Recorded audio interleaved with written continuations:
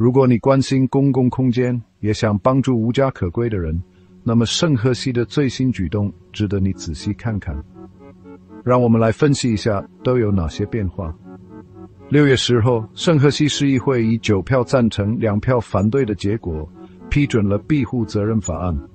从7月1号起，居住在街道或河床边的人，如果市政府提供庇护，他们必须接受，否则将面临罚款。如果屡次拒绝，甚至可能被捕。包括市长马汉在内的城市领导人表示，这设定了明确的期望，并鼓励更多人使用安全的庇护所。支持者包括警察和商业团体，但批评人士认为这会将无家可归定为犯罪，并可能增加那些已经在挣扎的人的压力。市政府表示，逮捕将是因为非法侵入，而不是无家可归本身。你怎么看？是大胆的进步，还是过于强硬？